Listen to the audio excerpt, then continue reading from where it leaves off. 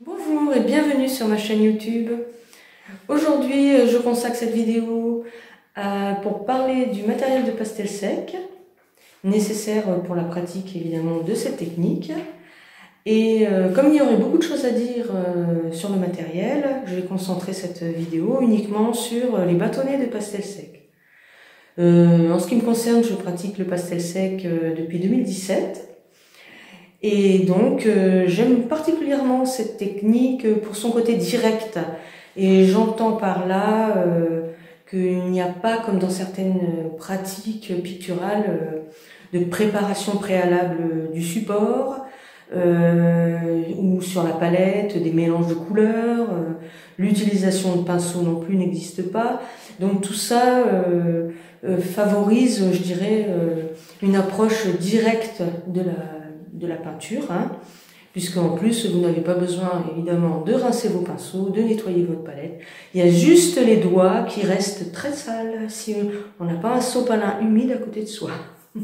On se retrouve tout de suite pour la présentation des pastels. On se retrouve donc pour la présentation des pastels. Je vais vous parler bien évidemment que des pastels que moi j'ai expérimentés. Il ne sert à rien de parler de ce qu'on ne connaît pas. Donc, parmi les pastels, il y a plusieurs catégories de pastels. Il y a les pastels durs, il y a les pastels tendres et les pastels extra tendres. Parmi les pastels durs, il y a la marque Rembrandt. Voilà. Ils ont à peu près 203 nuances. Il y a le carré comté. Eux, c'est un peu moins étendu, 70 seulement. Il y a le pastel tendre aussi chez Comté, mais je ne connais pas, j'en ai jamais acheté. J'ai quelques pastels de l'artisan pastelier. Je ne connais pas la quantité de nuances qu'ils ont. J'en ai quelques-uns aussi. Ensuite, la marque Giraud. La marque Giraud, alors là, je viens de me racheter une boîte de toute la catégorie des bleus, des nuances de bleu. Ils sont magnifiques. Eux, ils ont par contre un nuancier qui est assez large, même très large, puisqu'ils ont à peu près 526 nuances. Ensuite, Jackson. Voilà, c'est des pastels qui sont fabriqués à la main en Corée du Sud.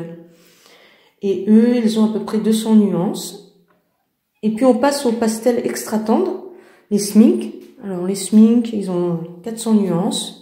Moi, j'en ai très peu. Ils sont très, très poudreux. J'aime pas trop. Voilà. Et puis, les senneliers. Alors là, j'ai toute une boîte de senneliers. Et eux aussi, ils ont beaucoup, beaucoup de nuances. Ils en ont 525.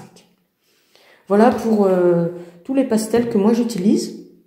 Alors, les bâtonnets, évidemment, là, il y a la forme qui entre en jeu dans la réalisation d'une œuvre, du pastel. Parce que quand vous avez un pastel comme l'artisan pasteliste qui est quand même très gros, que vous avez un bâtonnet qui est carré, que vous avez un autre bâtonnet qui est beaucoup plus maigre, on va dire, et rond, vous faites pas les mêmes choses. Donc après, tous peuvent être utiles, c'est avec la pratique que l'on voit ce qu'on préfère ou pas. Évidemment, avec les pastels énormes comme l'artisan pasteliste, là, pour faire des fonds, c'est l'idéal. Pour des détails, les pastels Giraud, évidemment, fonctionnent très bien. Et ils fonctionnent de toute façon pour beaucoup de choses et pour tous les pastels Giraud, mais c'est pas de la publicité que je fais, parce que je suis obligée de citer quand même des marques, puisque en parlant de pastel, on est forcément dans différentes marques. Cela dit, l'appréciation se fait pour chacun. Voilà, voilà. Donc, d'autres marques existent que je n'ai pas testées. Unisson, Blox et Jaxel aussi. Alors, je sais qu'Unisson et Blox, ce sont aussi de très bonnes marques, mais je les ai pas testées.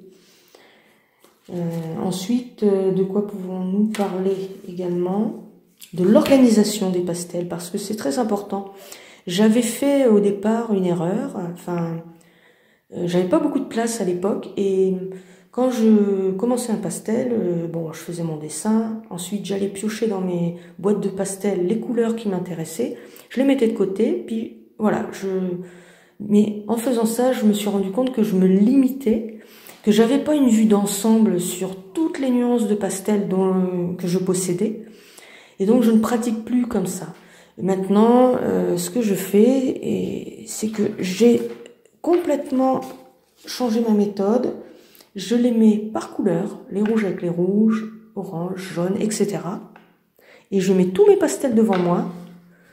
Alors évidemment, si vous avez une œuvre qui est plus dans les bleus et les verts, vous avez tous vos verts et vos bleus devant vous.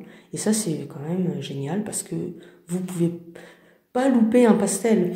Vous dites, ah, mais ça, je l'avais pas pris, tiens, ah, mais ça pourrait aller, etc., etc. Alors que dans ma précédente façon de faire, justement, j'avais pas une vue d'ensemble sur mes couleurs. Et du coup, je pouvais louper une couleur qui pouvait tout à fait me convenir pour l'œuvre que j'étais en train de réaliser. Voilà tout ce que je voulais vous dire pour les bâtonnets de pastel.